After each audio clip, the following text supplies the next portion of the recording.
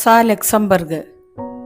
ലോക കമ്മ്യൂണിസ്റ്റ് പ്രസ്ഥാനം ചരിത്രത്തിന് നൽകിയ നക്ഷത്ര സമാനരായ നേതാക്കളിൽ ഒന്നാം നിരയിൽ ഇടം പിടിച്ച മഹതിയാണ് റോസ ലക്സംബർഗ്. മാർക്സിൻ്റെയും ലെനിനിൻ്റെയും നിലവാരത്തിൽ നിന്നുകൊണ്ട് സങ്കീർണമായ അർത്ഥശാസ്ത്ര സമസ്യകളെ നിർദ്ധാരണം ചെയ്യാനുള്ള കഴിവ് റോസ ലക്സംബർഗിനുണ്ടായിരുന്നു. ഒപ്പം തെരുവിൽ നിന്ന് പൊരുതാനുള്ള വീറും വാശിയും തൻ്റെടവും. പോലീസ് കസ്റ്റഡിയിൽ വെച്ച് ക്രൂരമായി മർദ്ദിക്കപ്പെട്ട് മരണത്തോട് മല്ലടിക്കുമ്പോഴും അവൾ ജർമ്മൻ കൂലിപ്പോലീസിന് കീഴടങ്ങിയില്ല. കീഴടങ്ങാത്ത റോസയുടെ മനസ്സിനെയും ശരീരത്തെയും ഓടുന്ന വാഹനത്തിൽ വെച്ച് വെടിയുണ്ട കൊണ്ട് നിശ്ചലമാക്കിയ ജർമ്മൻ കൂലിപ്പോലീസുകാർ മൃതദേഹം അഴുക്കുചാലിലേക്ക് വലിച്ചെറിഞ്ഞു.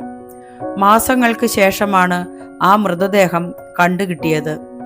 അർത്ഥശാസ്ത്രത്തിൽ ഡോക്ടറേറ്റ് നേടിയിരുന്ന റോസ വിപ്ലവത്തിൻ്റെ പ്രായോഗിക ശാസ്ത്രത്തിലും ആത്മസമർപ്പണത്തിലും മറ്റേത് കമ്മ്യൂണിസ്റ്റ് വിപ്ലവകാരിയേക്കാളും മികച്ച വ്യക്തിത്വമായിരുന്നു.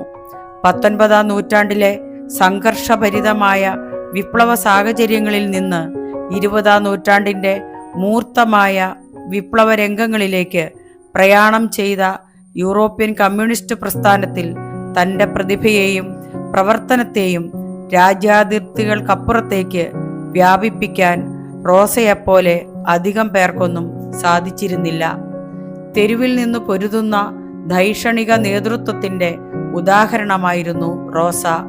തെരുവിൻ്റെ പാഠശാലകളിൽ പൊരുതി നേതൃത്വം നൽകുകയും ധൈഷണിക പ്രതിഭയെന്ന നിലയിൽ അന്നത്തെയും എന്നത്തെയും പുരോഗമന പ്രസ്ഥാനത്തിന് വഴിവിളക്കാവുകയും ചെയ്ത സ്ത്രീരത്നമായിരുന്നു റോസ.